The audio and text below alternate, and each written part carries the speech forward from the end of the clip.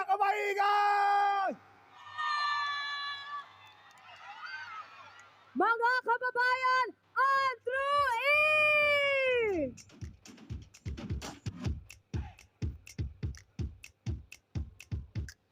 Mga kababayan, ang Pangulo ng Republika ng Pilipinas, Ferdinand R. Marcos Jr.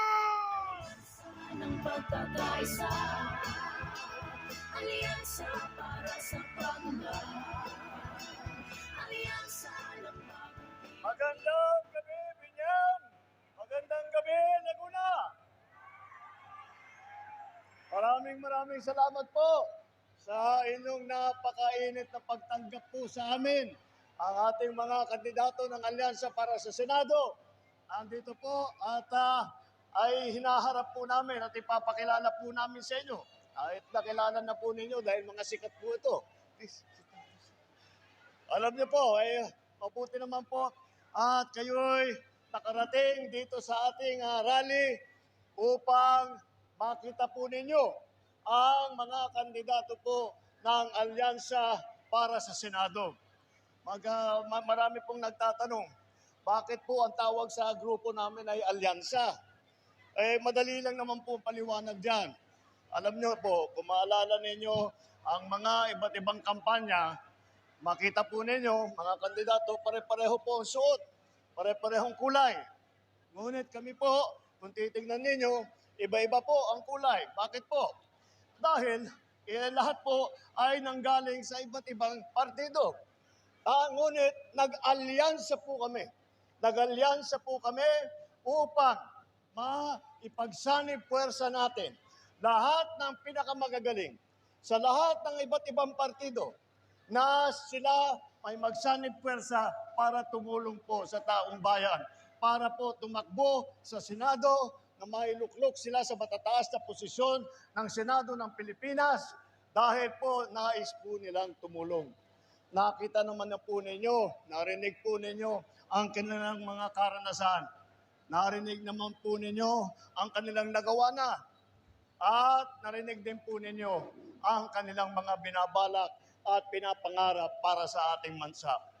Yan po ang ating mga kandidato. Kaya kung titignan po ninyo sila, ay na isa-isa, ikilatisin po natin isa-isa, bawat masasabi naman po natin, may pagmamalaki natin bawat isa sa kanila. Pinagsamang-hama ngayon natin, lahat itong pinakamagagaling, pinakamahusay, pinakamatatalino, pinakamasipag na mga kandidato para sa Senado at palagay ko naman kahit sino po natatapat po sa grupong ito ay magdadalawang isip dahil napakabigat po na makaharap itong grupong ito. Kaya ako po, sinasabi ko po, ay marami po na akong pinagdaanan na kampanya, ngunit ngayon po ay ang pakiramdam ko ay napakapalad ko po na bilang isang Pangulo ay meron akong magiging kasama na mga magigiting na senador. Nakilala ninyo, nakilala ko na magdadala ng kabutihan sa ating bansa. Alam niyo po, sila po ay lahat po ay sila tawag ko kumbaga ay hasang-hasana. Sanay po sila sa trabaho ng serbisyo publiko. Lahat po sila ay ipinamigay na ang kanilang buhay sa taong bayan. Ipinamigay na ang kanilang pawis at sakripisyo para sa taong bayan, para magserbisyo publiko. Kaya po ay lahat ay may pagmamalaki natin. Hindi po ako nahihiya na iharap sa inyo. Kung hindi, nais ko pong ipagmalaki sa inyo ang ating mga kandidato.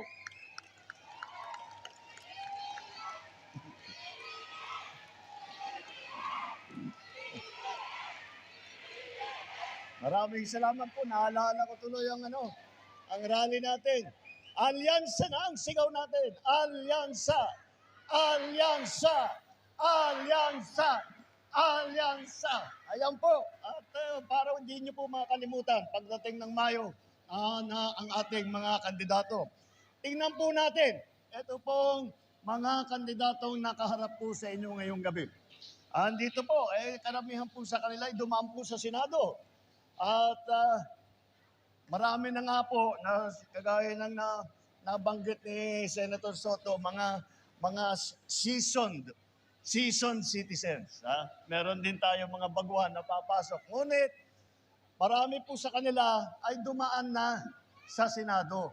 Andiyan po si Senator Cayetano. Andiyan po si Senator, birthday pa lang ni Senator Cayetano. Happy birthday, Senator Pia. Nakita naman po ninyo kung anong klase ng serbisyo. Birthday na birthday niya.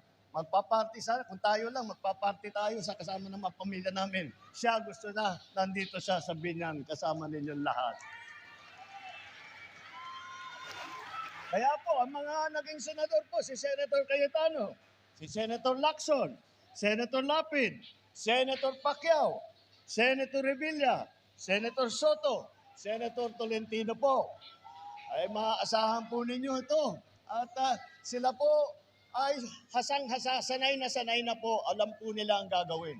Si Senator Soto nga, hindi lamang senador, kundi naging Senate President pa po. At masasabi ko po, dahil nung senador po ako, siya po ang Senate President namin. Kaya naman po, nakikita namin, nagtatalo-talo kami mga senador, panay ang debate namin. Kung minsan hindi magkasundo, ay nakahanapan po niya ng paraan. Kaya magaling na Senate President po itong si ating Senator Tito Soto na naging Senate President noon at magiging senador muli sa darating na Mayo. Ang kalahati naman sa ating mga kasamahan ay dumaan sa mababang kapulungan. Naging congressman po. Ang mga naging congressman po dito sa ating grupo ay si Congressman Abalos, Congressman ayos.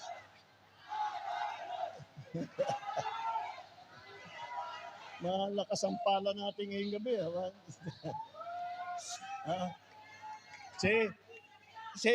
Si Congressman Abalos, si Congressman Binay. Si Congressman Binay nga, seatmate ko sa Congress. Kaya po kami nakatagal ng ilang termino sa Congress dahil lagi kami naghahalakhakan habang binibigay naman namin ang oras sa trabaho. Andyan din po ang naging congressman, Congressman Cayetano, Congressman Pacquiao,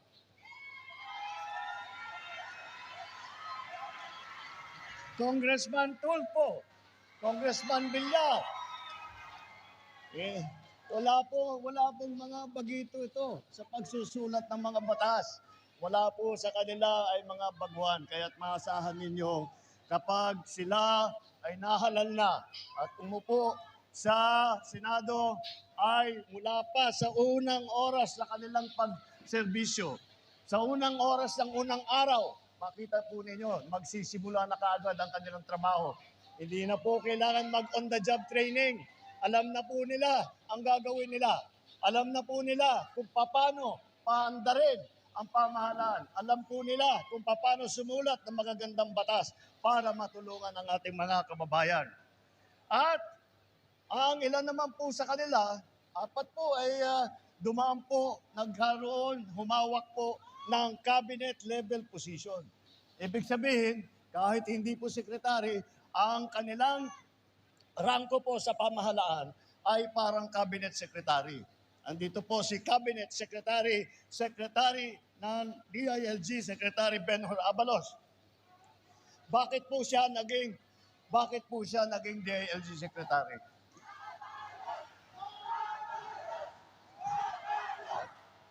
Ayun.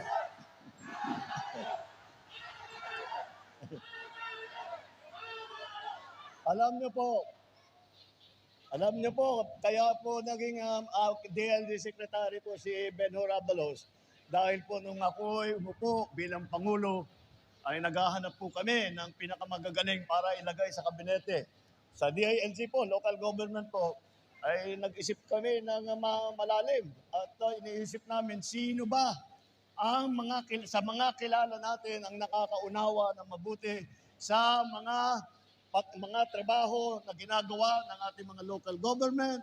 Sino ba ang sanay na makipag-ugnayan sa iba't ibang local government na pinagkakasundo para maging maganda ang koordinasyon ng local government at saka national government. Isa lang po naisip natin, kaya siya po ay ginawa nating DILG Secretary Benher Abalos. Ang si Erwin Tulfo rin, siya po ay naging DSWD Secretary. Ganon din po. Nung ako yung unang umupo bilang Pangulo, iniisip ko, DSWD, ang trabaho ng DSWD ay magdala ng tulong sa mga naging biktima nasa lanta, sa bagyo, sa lindol, sa bulkan, at walang masipag na tumulong sa tao. May tunay na puso na nagmamahal sa kanyang kapwa Pilipino. Ay pagka iniisip po natin, sino nga ba yun? Ang taong walang ginawa, pagkagising hanggat matulog, wala na pong ibang ginawa kung hindi isipin kung paano tulungan ang mga maliliit at mga nangangailangan, ang mga naaapi at mga walang boses. Kaya po, ang naging DSWD Secretary ko po ay si Secretary Erwin Tulfo.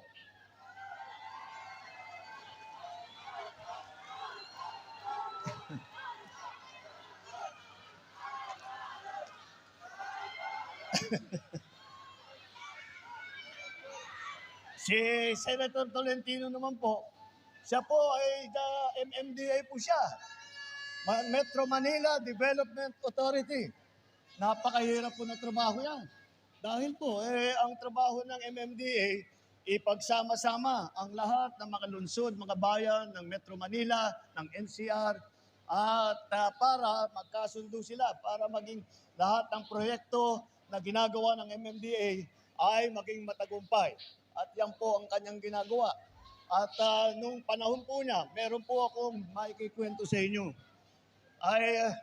Nung kami po ay nasa Tacloban, nasa Leyte po, nang pagkatapos po ng Yolanda, kami na nandun, kami na tiga roon, ay nagmamakaawa na sa national government na magpadala ng tulong. Nag-aantay po kami ng kahit ano, na relief goods, kahit na ano, tubig, kahit na ano, na maiparating sa mga naging biktima ng Yolandang napakalakas na bagyo. Alam niyo po, nagulat po kami. At nakita namin, may truck na dumating na MMDA, dala-dala po ni Senator Tolentino. Dala-dala niya. Sabi ko, biruin ninyo, galing pang Maynila, na ipaabot niya hanggang sa Tacloban, Leyte, hanggang sa Samar, pinaabot niya yung kanyang heavy equipment. Kaya hanggang ngayon, kami po na tiga Leyte, kami po ng mga waray-waray, hanggang ngayon ay nagpapasalamat po kay Senator Tolentino sa napakalaking tulong. Marami po siya nasalba na tao dahil sa kanyang ginawa. At tungkol din sa Yolanda, ang ating butihing Senator Ping Lacson, siya po ang namuno siya ay naging Presidential Assistant for Rehabilitation and Recovery. Ang ibig sabihin po, siya ang namahala ng pagdaan na ng bagyong Yolanda. Siya po ang namahala para sa pagpatayo ng mga bagong bahay, pagpaayos ng mga kalsada, pagpaayos ng mga iba't ibang water system, lahat yung kuryente namin, ay siya po ang namahala niyan. At marami kundi po sa kanya, ay palagay ko hanggang ngayon naghihingalo pa ang Eastern Visayas. Malaki po ang pinagbago ng Eastern Visayas dahil sa trabaho po ni Senator Ping Lacson. Ngunit bukod pa ron, kahit na cabinet level position yun, si Senator Lacson naging hepe ng PNP, hepe ng pulis ng buong Pilipinas. At hindi ko makakalimutan, pag unang-unang press conference niya, nung ginawa siyang chief PNP, ay sabi niya, susukatin daw niya yung mga bewang ng mga pulis dahil pagka malalaki daw ang tiyan, hindi makatrabaho ng mabuti. Kaya naman makita mo yung mga pulis ngayon, malalakas ang katawan at handa na magserbisyo. At noong panahon po niya bilang chief PNP, yun ang panahon na ng approval rating ng PNP ng ating buong bansa ay ang pinakamataas na approval rating na nakamtan, na naabot ng PNP. Hanggang ngayon po, sa buong kasaysayan po, hindi na naulit yon. Hanggang ngayon po, hindi pa naulit yon. Kaya po, yan po ang mga performance ni Chief Ping Lacson nung panahon niya sa PNP.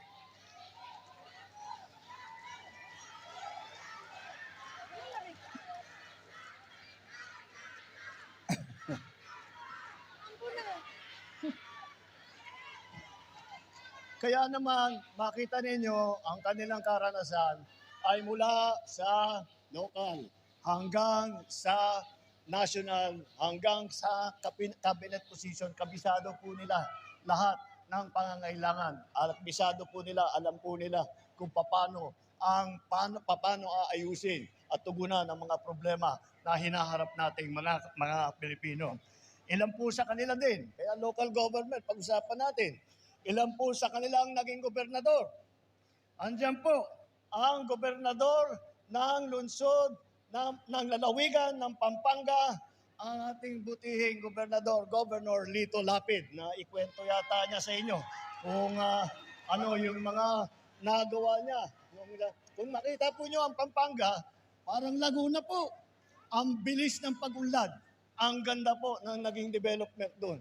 At masasabi natin, yung sinimulan ni Governor Lito Lapid nung panahon niya bilang gobernador ay nagbubunga na. At ito siguro kilala ninyo. Sino ang naging gobernador ng Cavite? Dito sa ating mga kasama. O yan. Hindi ko na nga pala kailangan ipakilala. At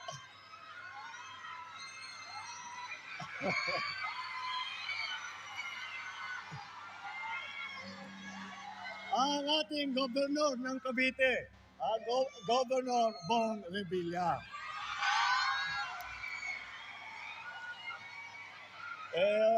Kayo naman karatig lalawigan ninyo ang Cavite. Nakita ninyo, parang Laguna din po ang naging pag-unlad ng Cavite. At yun din, kagaya po ng ating mga ibang local official na nandito ngayon na tumatakbo bilang senador. Kagaya po sa kanila, lahat po ng mga pangyayari ay masasabi natin na simulaan po nung panahon ni Governor Bong Revilla sa Cavite.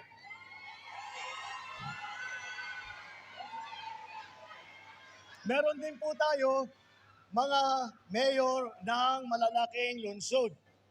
Una, nabanggit na po yata niya na si Mayor Benhur Abalos ng Mandaluyong City.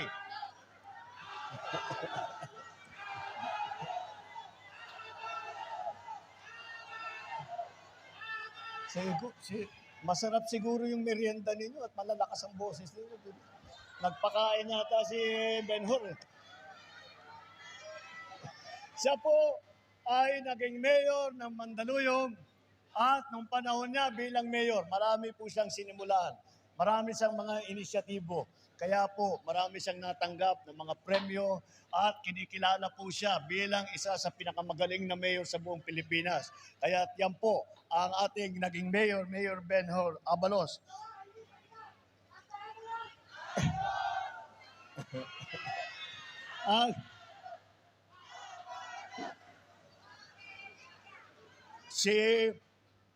Nabanggit na rin po yata ni Senator Tol na siya ay malapit lang papunta dito sa basta tutungo ka ng papuntang dito sa highway o mapupuntahan mo siya yung kanyang na kung saan siya naging mayor po ng Tagaytay City, ang ating butihing Mayor Tol Tolentino. Kaya alam niyo po, may experience din po sa local government. At tatanong ko sa inyo, alin ang pinakamayaman na lungsod sa buong Pilipinas?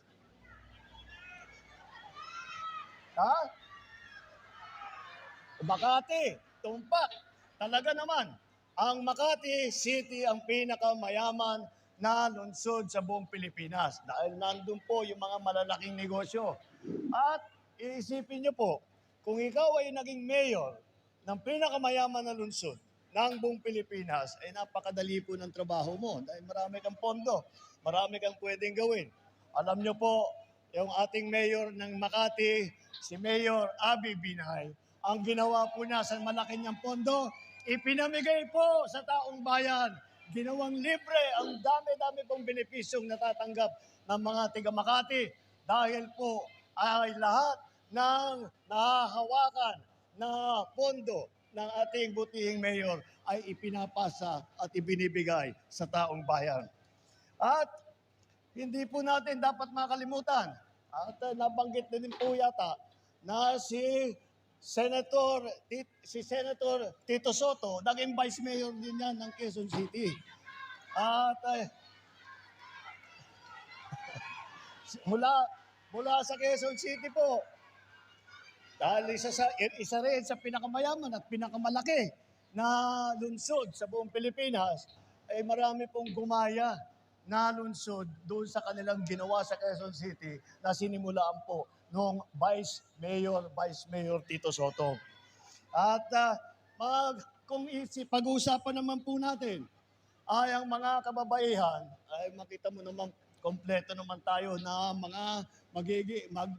magkakaroon ng boses ang mga kababaihan. Dahil po ang ating mga kasamang babae rito, hindi lang po ito sila'y babae, pangkaraniwan na babae. Matatapang po sila. Hindi po sila umabot sa ganitong taas na rangko bilang senador na dahil sila hindi masipag, hindi sila masigasig. Masigasig po, matibay, matapang, at maaasahan po ninyo na po protektahan po, ipagtatanggol po ang karapatan ng mga kababaihan at bibigyan po ng boses ang ating mga kababaihan. At dahil batas ang pinag-uusapan, dito sa ating grupo, 4 po ang abogado. Ay nandyan po si Attorney Benhur Abalos, abogado po. Attorney Binay, Attorney Cayetano, at saka si Attorney Tolentino. Ito po, alam nyo po, pagka kayo po ay ganyang kagaling na abogado, maaari lang ay sila naman papasok lang sa pribadong practice. Magpayaman lang sila. Palagay ko kung ginawa po nila yon, ubod ng yaman na itong mga ito. Ngunit, sinabi nila, ang buhay namin ay hindi para sa pagpayaman. Ang buhay namin ay para magserbisyo sa publiko. Ang 4 po nating abogado.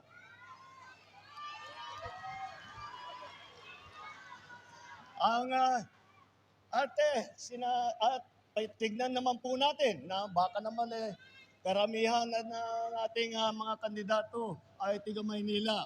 Hindi. Ang Calabarzon, 3 kaagad eh. 3 kaagad ang kandidato ninyo mula sa Region 4A. Pero makita ninyo, ang mga iba't ibang kandidato po ay nanggaling kung saan-saan po sa Pilipinas. Kilala niyo naman ang ating kampyon, si Senator Manny Pacquiao, na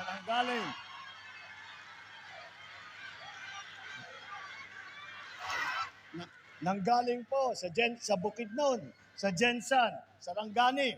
At doon po siya lumaki at doon po siya dahan-dahang nagtrabaho, dahan-dahang nagtraining, nagsusumikap. Kaya naman po naging kampyon. Ngunit hanggang ngayon ay napunta na ang kanyang buhay sa serbisyo publiko. Nakita naman po ninyo ang mga project niya upang tumulong sa mga mahihirap. Hindi maaasahan po ninyo.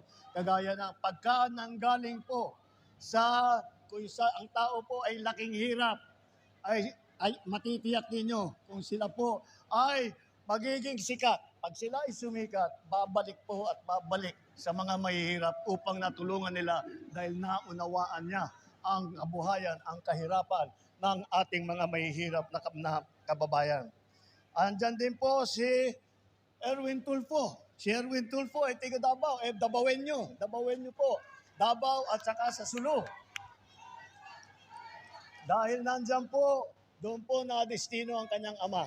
At ang kanyang ama, sa kanyang serbisyo, ay naging bayani naman ng ating bansa. At baka hindi nyo po alam, meron pong, bago po kay Senator Tito Soto, meron pong nauna na Senator Soto. Ang Senator Vicente Soto na dating senador ay galing naman po sa Cebu. Kaya't makikita po ninyo, lahat po ay lahat po ng mga iba't ibang lugar ay very well represented po dito sa grupo namin. Si Camille Villar, wala po rito. Ang kanyang mga ninuno naman ay tiga Iloilo. Kaya nakakalat po ang representation dito para ng ating mga senador. Kaya po, napakasimple lang po ang inyong iisipin para sa darating na halalan. Malinaw naman ang hangarin, ang direksyon ng ating alyansa. Ang ating hinahabulang kaunlaran, ang hinahanap po natin ang kapayapaan. Hindi po ang pag-aaway-away, hindi po ang pang-aapi. Ang kailangan po natin na pag-uunlad, hindi po pananakot o paninigaw. At ang kailangan po natin ay mga solusyon. Hindi po mga maiinit o maanghang na salita na wala namang kinalaman, wala namang kabuluhan sa pagtulong sa serbisyo publiko para sa tao.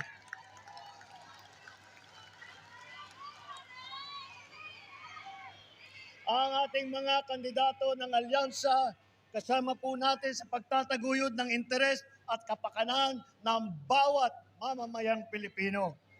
Ipapaglaban natin ang ating soberanyo. Kapaglaban natin ang ating mga karapatan sa pamamagitan po ng diplomasya at ng dignidad ng Pilipino. Hindi natin isusuko kahit 1 pulgada ng ating teritoryo na hindi tayo kailangan sumunod sa kahit sino pang dayuhan, kahit pa sila ay makapangyarihan at nananakot sa atin, tayo po ay mga Pilipino at may panindigan at paninindigan po natin na tayo ay may karapatan na ipagtanggol ang ating minamahal na Pilipinas na dapat ang makagamit ng kayamanan ng ating bansa ay dapat naman ay ang Pilipino rin. Sa laban naman sa krimen, alam niyo po, wala po dito sa amin ang naniniwala na ang paglaban sa krimen, ang paglaban sa droga ay kailangan pumatay ng libo-libong Pilipino. Hindi po ganun ang tamang paraan upang pagandahin ang kapayapaan, upang malabanan ang krimen, upang pabagsakin ang mga drug lord. Hindi po pumatay ng Pilipino. Ang tamang paraan ay tiyakin na para matiyak natin ang kapayapaan, ay bigyan po natin ng magandang suporta ang ating mga kapulisan. Bigyan po natin ng magandang suporta ang ating mga local government. Magsumulat po tayo ng magagandang batas na tunay na magbibigay ng kapangyarihan sa ating mga kapulisan, sa ating mga local government leaders para maitigil lahat ng mga nangyayaring krimen, para maitigil lahat po ng mga nangyayari para pagkalat ng droga, para sirain ang buhay ng ating mga kabataan. At pagdating naman sa ekonomiya, ay sa aking palagay naman, huwag na po tayo papasok sa mga illegal na mga industriya kagaya ng Pogo. Hindi po natin yan kailangan. Yung Pogo na yan, ang nangyari dyan, lahat po ng krimen ay nanggaling, maraming krimen ang nanggaling doon. Ang karahasan ay dumami dahil po sa Pogo. Kaya po tinanggal na po natin. May tunay po na solusyon dyan para sa trabaho at para sa ekonomiya. Ang solusyon ay ang tunay na trabaho, kabuhayan, suporta sa mga maliliit at sa mga nangangailangan. Kaya po, magkaisa po tayo. Magkaisa po tayo sa ating alyansa.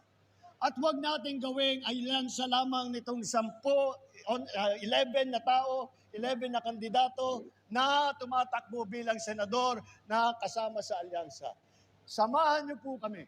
Samahan niyo po kami at magka-alyansa rin tayo. Magkapit-bisig po tayo at sama-sama po natin pagandahin ang buhay ng bawat Pilipino. Magsama-sama po tayo, magtulungan po tayo, mag-alyansa po tayo muli upang ipagpalabanan ang kahirapan, upang labanan ang krimen, upang labanan ang mga drug lord na pumapasok dito sa Pilipinas. Ito po, hinaharap ko po sa inyo ang ating alyansa na siyang gagawa at siyang magtatrabaho upang pabalikin ang kapayapaan dito sa ating minamahal na Pilipinas. Maraming salamat po. Ang Pangulo ng Republika ng Pilipinas, Ferdinand R. Marcos Jr. Isang masigabong palakpakan para sa alyansa para sa bagong Pilipinas! Sama-sama nating abutin, kinakama tayong nabitin. At ang ating tagumpay, tagumpay ng ating lahi, tagumpay ng ating lipi, at ang tanging minibiti at inahangad.